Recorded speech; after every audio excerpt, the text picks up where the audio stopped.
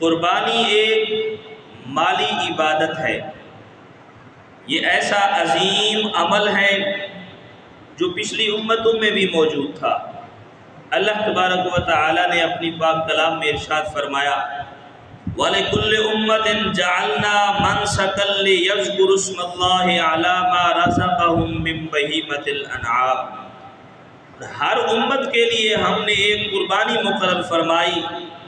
کہ اللہ کا نام لیں اس کے دیے ہوئے بے زبان چوپایوں پر، جانوروں پر۔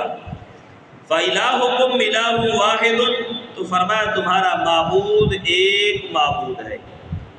فَلَهُ أَسْلِمُوا، تو اسی کی بارگاہ میں اپنے آپ کو جھکاؤ۔ ام المومنین حضرت سیدتنا عائشہ صدیقہ رضی اللہ تعالیٰ عنہ سے روایت ہے کہ پیارے آقا دو جہاں کے مولا صلی اللہ علیہ وآلہ وسلم نے ارشاد فرمایا کہ یوم النحر یعنی 10ویں ذو الحجہ میں ابن آدم یعنی انسان مسلمان کا کوئی عمل خدا کے نزدیک قربانی کرنے سے زیادہ محبوب نہیں ہے، اور وہ جانور قیامت کے دن اپنے سینگ، اپنے کھر، اپنے بالوں سمیت آئے گا،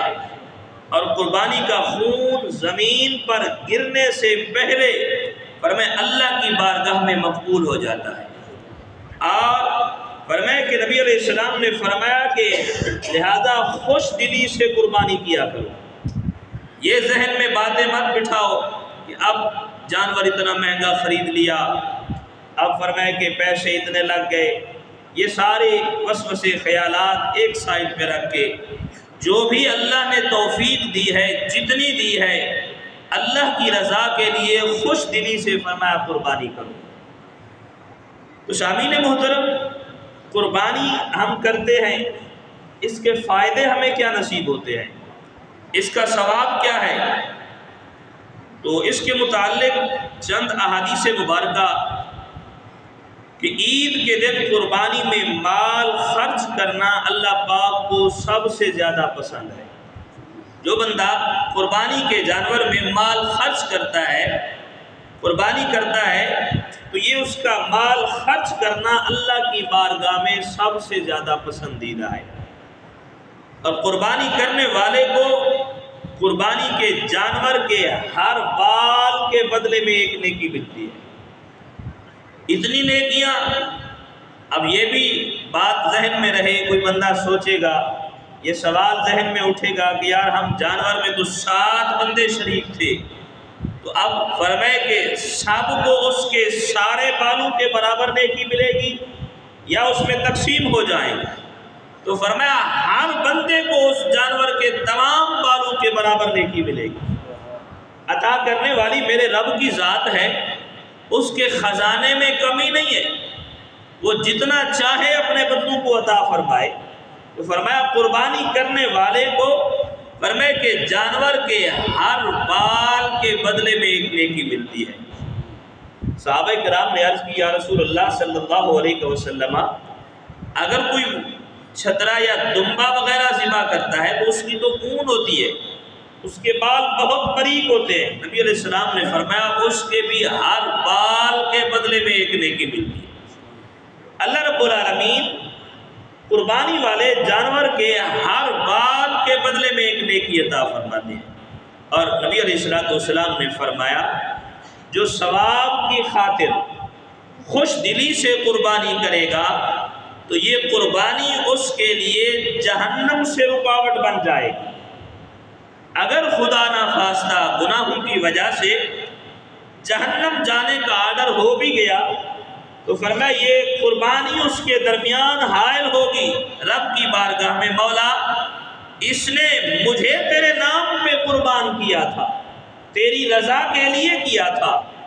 اور فرمائے درمیان سے رکاوٹ بنے گی، اللہ اس کی بخشش فرما دے گا۔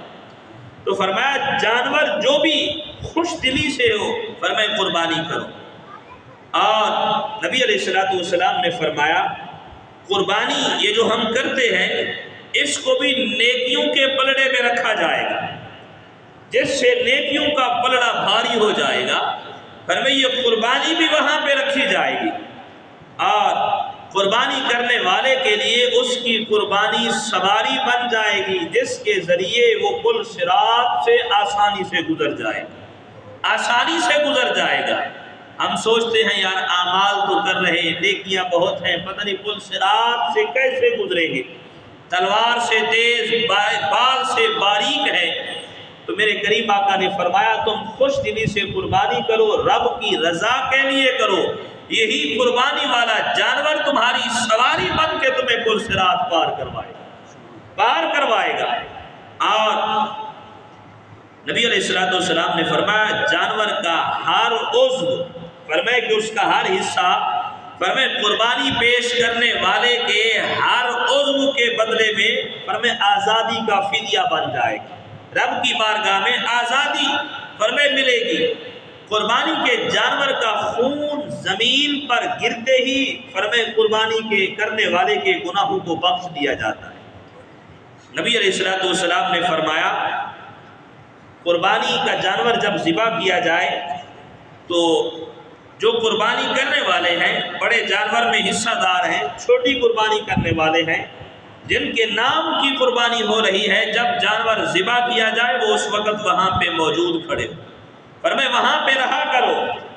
کیوں؟ فرمائے جب وہاں پہ جانور کو ذبح کیا جاتا ہے اس کا پہلا قطرہ زمین پر گرتا ہے، رب تمہارے سارے گناہ معاف فرما دیتا ہے۔ اور بروز قیامت قربانی کا جانور 70 گنا اضافے کے ساتھ میزان عمل میں رکھا جائے۔ اب ہم نے تو ایک بکرا کیا تھا، اتنا سا بکرا تھا، تو فرمایا کہ جب میزان عمل پہ رکھا جائے گا قیامت والے دن تو اللہ تعالیٰ اسے 70 گنا بڑھا کے فرمائے وہاں پہ رکھے گا۔ اتنا بڑا ثواب اس قربانی کا ہے۔ اس لیے نبی علیہ السلام نے فرمایا جب قربانی کرو خوش دلی سے کیا کرو۔ اور یہ تو قربانی کرنے کے فائدے اور ثواب بیان فرمائے۔ اور اگر کوئی بندہ قربانی نہیں کرتا، صاحب استطاعت بھی ہے، ہمت اور طاقت بھی ہے، اللہ نے سب کچھ دیا ہے، پھر بھی قربانی نہیں کرتا، تو قربانی کی استطاعت کے باوجود قربانی نہ کرنے والے کے متعلق حضور پاک صلی اللہ علیہ وسلم نے ناراضگی کا اظہار کرتے ہوئے آپ نے فرمایا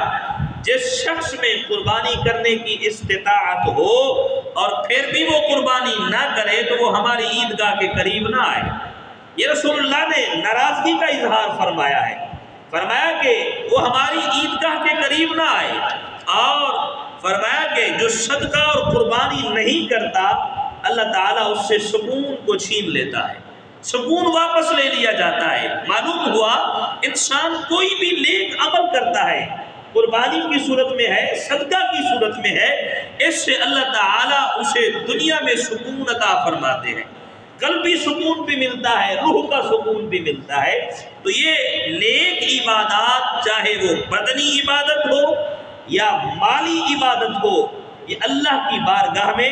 انسان کے لیے فرمائے بخشش کا سامان بھی ہے اور دنیا میں سکون قلب کا سامان بھی ہے۔ اور حضرات محترم، یہ قربانی نہ کرنے والے کے متعلق یہاں پہ علماء نے یہ بیان فرمایا، حدیث مبارکہ پیش کی۔ تو قربانی کہتے کسے ہیں اس کے متعلق، کیونکہ آج ٹاپک یہی ہے تو اس کے متعلق ہمیں مسائل بھی جاننے ہیں۔ مخصوص جانور کو مخصوص وقت میں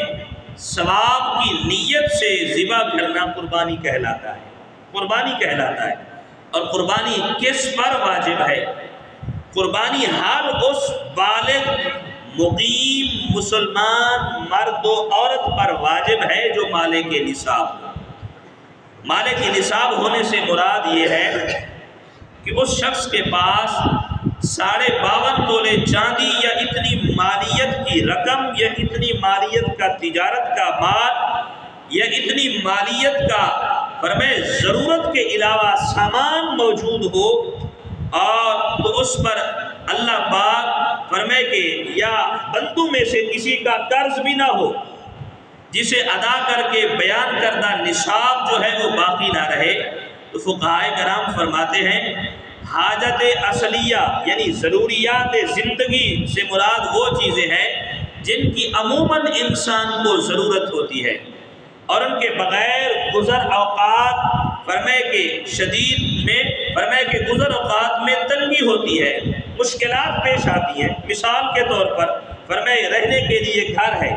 اور پہننے کے لیے کپڑے ہیں، سواری ہے۔ اب کوئی کرے کہ میرے پاس پیسے نہیں، میں سواری بیچ دوں تو قربانی کر لوں گا، میرا نصاب پورا ہو جائے گا۔ تو اب فرمایا کہ سواری نہیں ہے تو اس کے لیے فرمایا مشکلات کا سبب بھی ہے۔ تو یہ سواری بھی ضروریات زندگی میں سے ہے۔ اور اسی طرح علم دین سے متعلق کتابیں ہیں،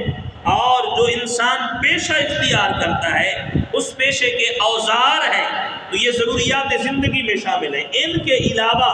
جو بقیہ سامان ہے، فرمایا کہ اگر وہ 52.5 تولے چاندی کی قیمت کے برابر ہوگا تو وہ صاحب نصاب ہے، اس پر قربانی واجب ہے، قربانی واجب ہے۔ تو یہ بات بھی ذہن میں رہے، یہ قربانی کا نصاب ہے۔ آپ فرمائے کہ زکوٰۃ اور قربانی کے نصاب میں بھی فرق ہے۔ فرق صرف یہ ہے کہ قربانی کے نصاب میں مال نامی یعنی بڑھنے والا مال ہونا اور اس پر سال گزرنا یہ شرط نہیں ہے۔ قربانی کے لیے کہ مال بڑھ رہا ہے، فرمائے یہ زکوٰۃ کے لیے تو شرط ہے، لیکن اور سال گزرنا مال پر یہ زکوٰۃ کے لیے شرط ہے، قربانی کے لیے شرط نہیں ہے۔ اگر صبح قربانی ہے، رات کو آپ کے پاس فرمائے اتنا مال آیا کہ آپ صاحب نصاب بن گئے، تو یقیناً آپ پر قربانی واجب ہے، قربانی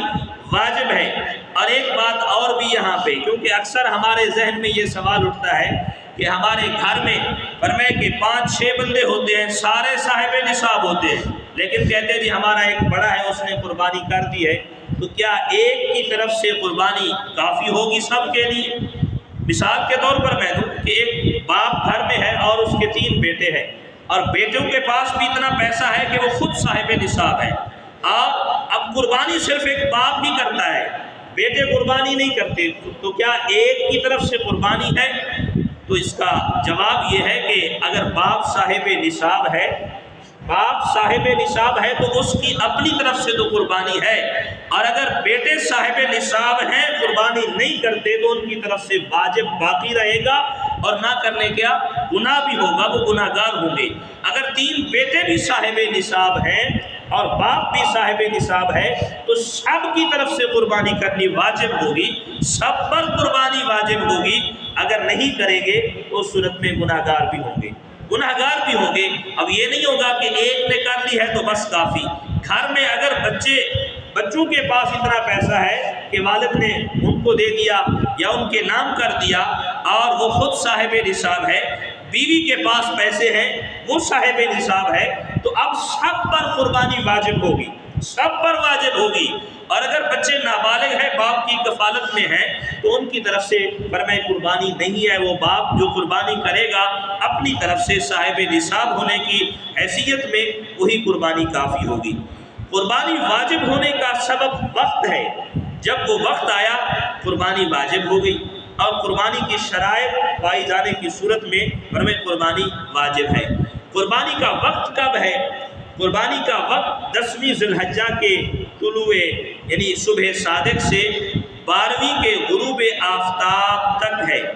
یعنی 3 دن اور 2 راتیں یہ قربانی کا وقت ہے۔ ان 3 فرمائے کے دنوں اور 2 راتوں میں آپ قربانی کر سکتے ہیں۔ جو لوگ شہر میں مقیم ہیں ان کے لیے شرط ہے کہ نماز عید ادا کرنے کے بعد پھر قربانی کریں، پھر قربانی کریں۔ جہاں پہ فرمائے کہ عید گاہ ہے، نماز عید ادا کی جاتی ہے، تو آج فرمائے یہ کیفیت اگر دیکھی جائے تقریباً کوئی علاقہ ایسا نہیں ہے جہاں پہ ایسا ماحول ہو کہ بالکل فرمائے کہ دیہات کا ماحول ہو، وہاں پہ شہر جانے کے لیے دور دراز تک سفر کیا جاتا ہو۔ آج تقریباً ہر علاقے میں، ہر بستی میں یہ تمام تر اکثر سہولیات ہوتی ہے، تو فرمایا کہ اس کے لیے حکم یہی ہے، رسول اللہ صلی اللہ علیہ وسلم کی حدیث مبارکہ بھی ہے کہ فرمایا کہ نماز عید سے پہلے قربانی نہیں کرنی۔ اگر کسی نے نماز عید سے پہلے قربانی کا جانور ذبح کر لیا تو وہ قربانی نہیں ہوگی، بلکہ اس نے اپنے گھر والوں کے لیے ایسے گوشت تیار کیا ہے۔ تو فرمائے کہ اس لیے نماز عید ادا کرنے کے بعد ہی فرمائے قربانی کرنا ہے۔ اور جس شخص پر قربانی واجب ہو مگر فی الوقت جو ہے اس کے پاس پیسے نہیں ہے جانور خریدنے کے لیے کہ قربانی کر سکے۔ اور جس طرح کہ ایک دو بھائیوں نے سوال بھی کیا تھا کہ فوری طور پر ہمارے پاس پیسے نہیں، ہم نے کسی کو دیے تھے، تو اب فرمائے کہ پیسے ہمارے پاس نہیں ہیں لیکن ہم صاحب نصاب ہیں، ہمارے پاس نصاب ہے اور لیکن پیسے جو ہیں فی الوقت نہیں ہے، تو کیا فرمائے کہ ان پر قربانی واجب ہوگی؟ تو حکم شرع یہ ہے کہ ان پر لازم ہے کہ وہ کسی سے قرض لے کر، ادھار لے کر قربانی کریں اور بعد میں وہ اپنے پیسے ادا کریں۔ فرمائے قرض لے کر قربانی ادا کریں۔ اور فرمائے کہ اسی طرح قربانی کا جانور موٹا تازہ اچھا اور بے عیب ہونا ضروری ہے۔ اگر تھوڑا سا عیب ہو تو قربانی مکروہ ہوگی، اور اگر زیادہ عیب ہے تو قربانی ہوگی ہی نہیں۔ اور فرمائے یہ عیب کیا ہے؟ جانور اندھا ہو، لنگڑا اتنا ہو کہ چل بھی نہیں سکتا، اور کانا ہو بے حد فرمائے کمزور، اور فرمائے کہ تہائی سے زیادہ اس کے کان فرمائے کہ دم، سینگ یا تھن وغیرہ فرمائے کہ کٹا ہوا ہو، پیدائشی طور پر جس کے کان نہ ہو،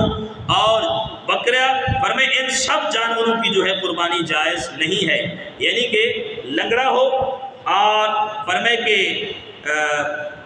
بیمار ہو، ایسا کانا ہو جو صحیح طریقے سے دیکھ نہیں سکتا، اتنا کمزور ہو کہ صحیح چل کر عیدگاہ تک بھی نہیں جا سکتا، اور بیماری اتنی ہے کہ فرمائے کہ بالکل واضح ہے اس کے جسم میں بیماری کے آثار ہیں، تو ایسے جانور کی قربانی جائز نہیں ہے۔ اور جس کے کان تہائی سے زیادہ کٹا ہوا ہو، اور فرمائے یا اس کی دم کٹی ہوئی ہو یا اس کے سینگ جو ہیں تہائی سے زیادہ کٹے ہوئے ہیں، اور فرمائے تو ایسی صورت میں ایسے جانور کی قربانی جائز نہیں ہوگی۔ اگر فرمائے کان کو تھوڑا سا کٹ لگ گیا ہے، فرمائے یا سینگ اوپر سے تھوڑا سا ٹوٹ گیا ہے، تو ایسی صورت میں اس جانور کی قربانی جائز ہے بالکل، فرمائے کہ اس کے اندر کوئی ایسا مسئلہ نہیں ہے۔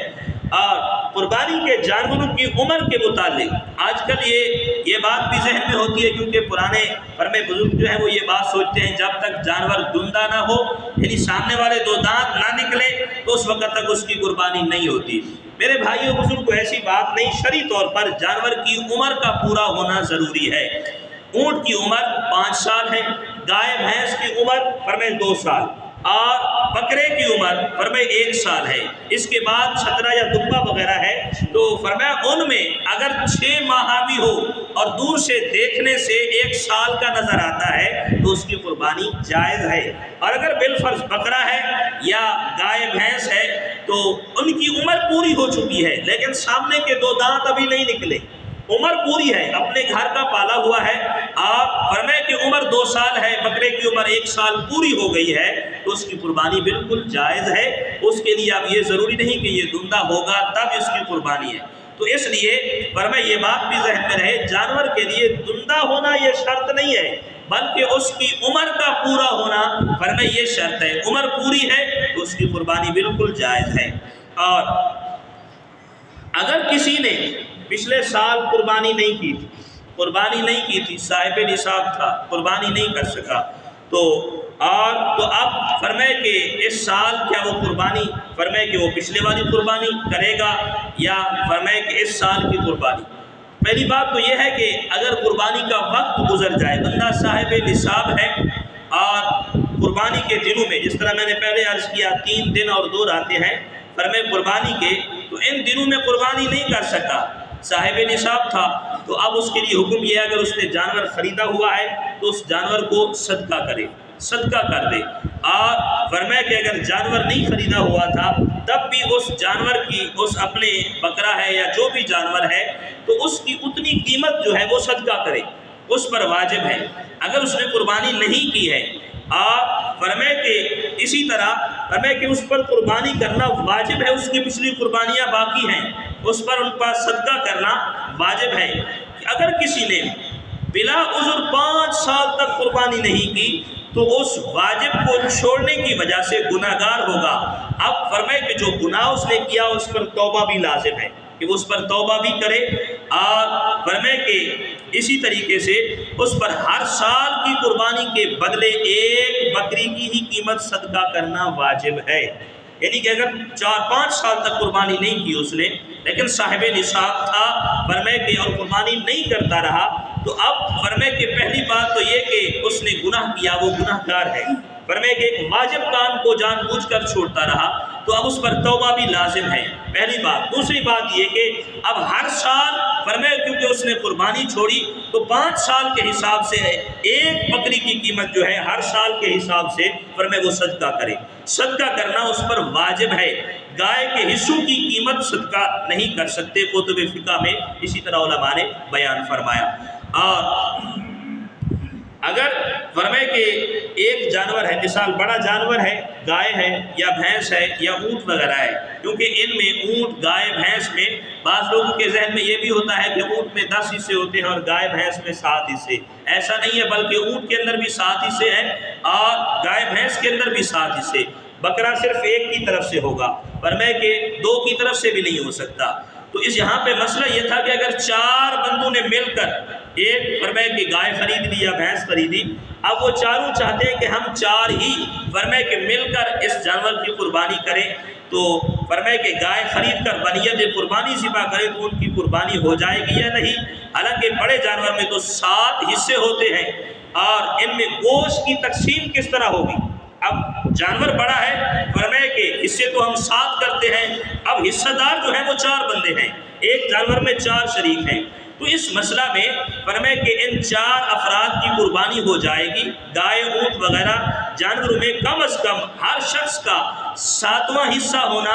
ضروری ہے، فرمائے کہ اس سے کم نہیں ہو سکتا۔ اب کوئی بندہ یہ کہے کہ ہم دونوں مل کر ایک حصہ رکھ لیتے ہیں، ایسا نہیں ہوگا، فرمائے 7واں حصہ جو ہے وہ ایک کی طرف سے ہونا ضروری ہے، یعنی ایک حصہ پورے بندے کا ہو۔ اب 2 بندے یا 3 مل کر ایک حصہ نہیں رکھ سکتے،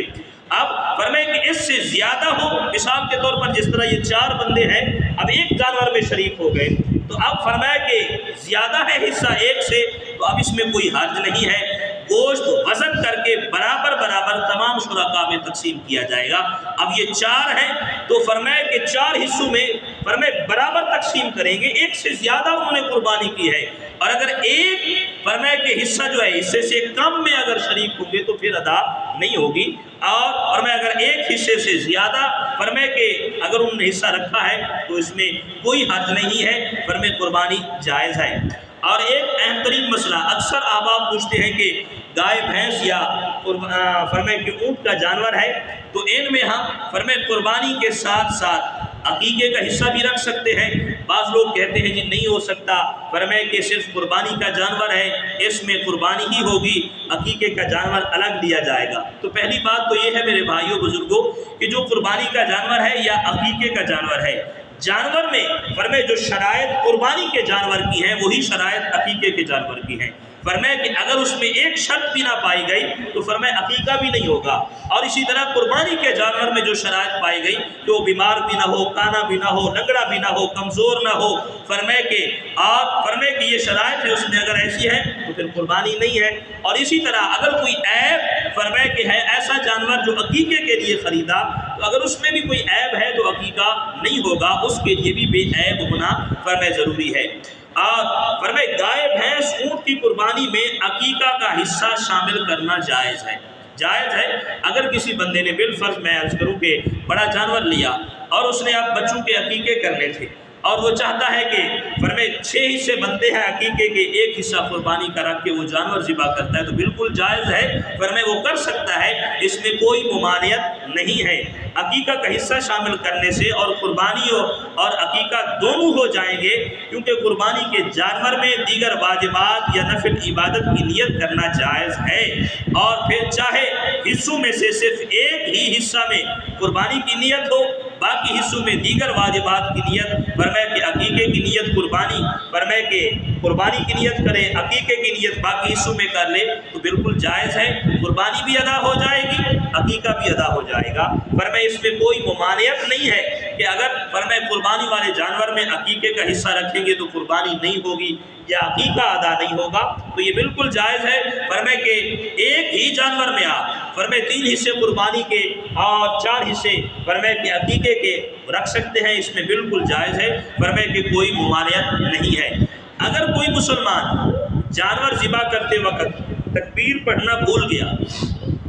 تو اس ذبح شدہ جانور کا گوشت کھانا حلال ہے یا نہیں؟ تو یہ بات ذہن میں رکھنی چاہیے. اگر واقعی فرمائے کوئی جانور ذبح کرتے وقت تکبیر کہنا بھول جائے، فرمائے کہ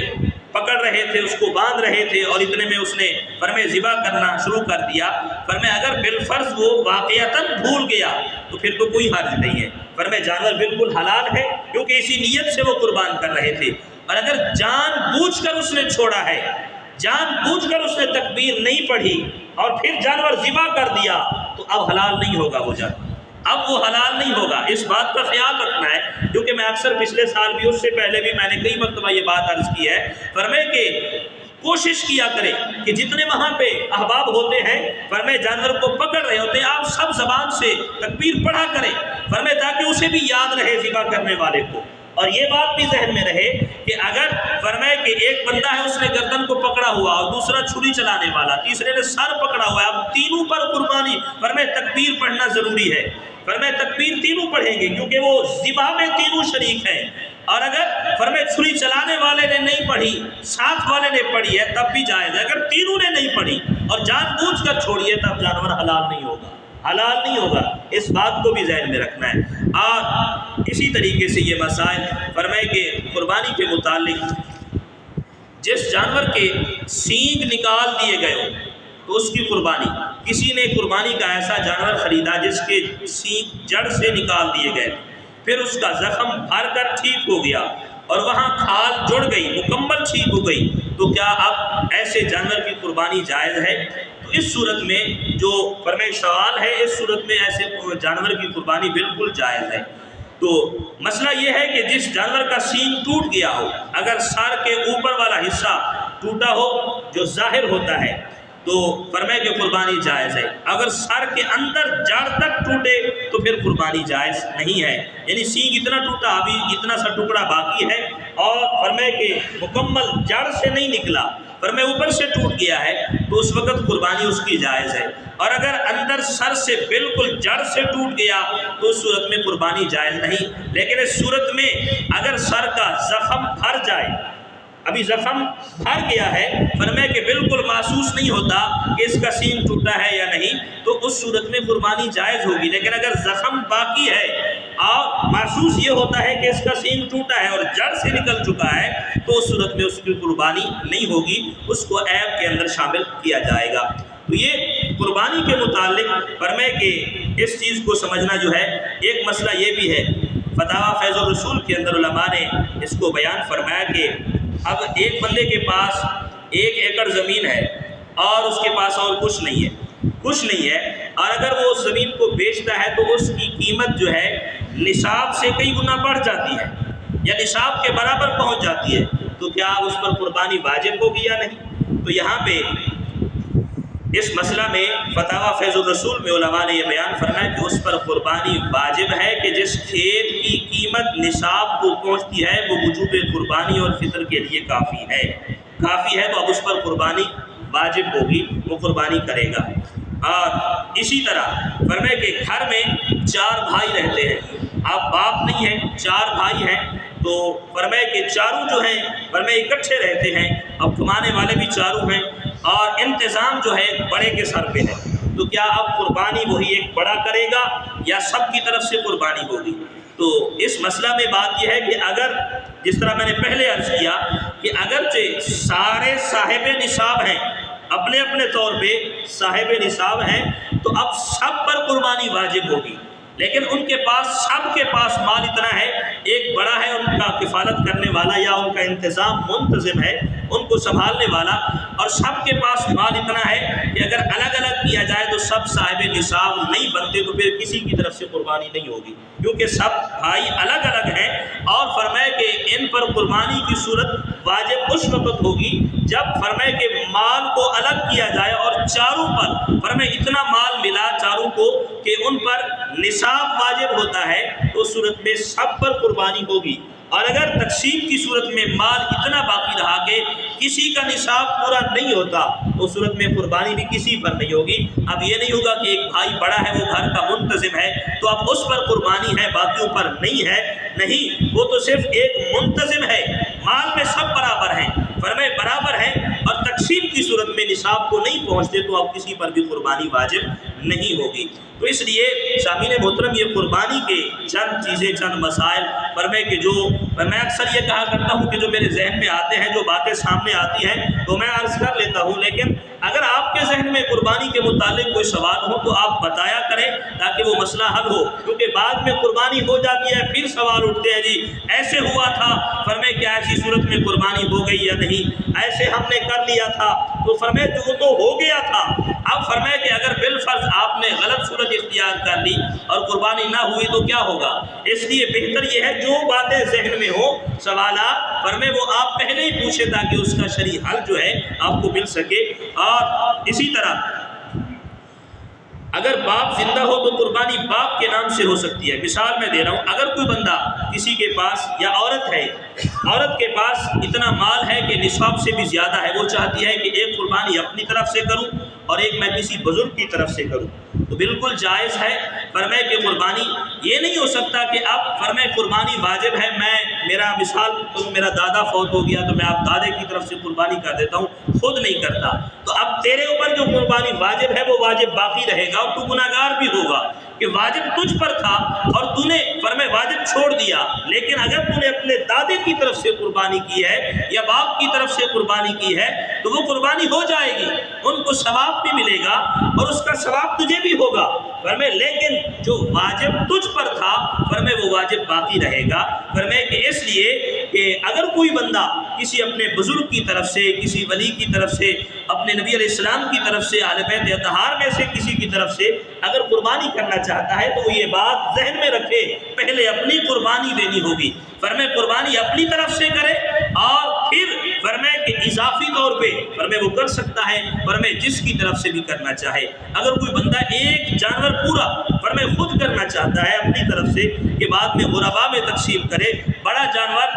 اکیلے کرنا چاہتا ہے بالکل کر سکتا ہے، فرمائے کہ بالکل جائز ہے، فرمائے ایک حصہ اس کی اپنی طرف سے، پورا جانور بھی اس کی اپنی طرف سے۔ جس طرح میں نے پہلے بھی عرض کیا کہ 7ویں حصے سے کم اگر قربانی کرنا چاہے تو نہیں ہوگی، یعنی کہ 7واں حصہ ہے، جس طرح مثال میں نے پہلے بھی دی ہے کہ ایک حصے میں 2 بندے شریک ہوتے ہیں، آدھا آدھا حصہ، ایسا نہیں ہوگا بلکہ پورا حصہ ایک کی طرف سے، اور اگر ایک سے زیادہ 2 3 4 5 7 حصے اکیلا بندہ کرنا چاہتا ہے تو بالکل جائز ہے، کر سکتا ہے، اس میں کوئی ممانعت نہیں ہے۔ تو اللہ کے محبوب علیہ السلام نے قربانی کی فضیلت کو بیان فرمایا، کریم آقا صلی اللہ علیہ وآلہ وسلم نے حکم دیا کہ قربانی کرو، خوش دلی سے کیا کرو، اور فرمائے کہ جو بندہ خوش دلی سے قربانی کرتا ہے اللہ رب العالمین اس کی قربانی کو قبول بھی فرماتے ہیں، اور اس قربانی کے جانور کے ہر بال کے بدلے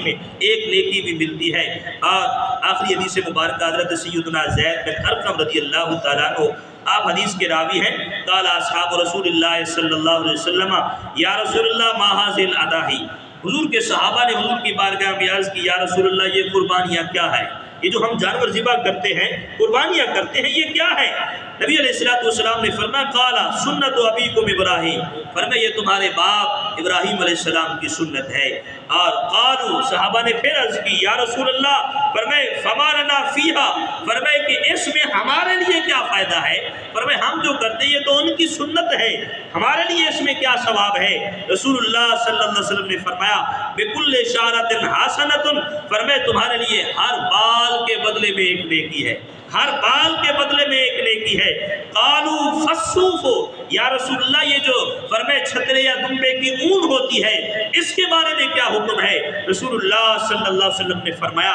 قال بكل شعرۃ من الصوف حسنہ، فرمائے کہ اون کے ہر بال کے بدلے میں بھی تمہارے لیے ایک حسنہ ہے۔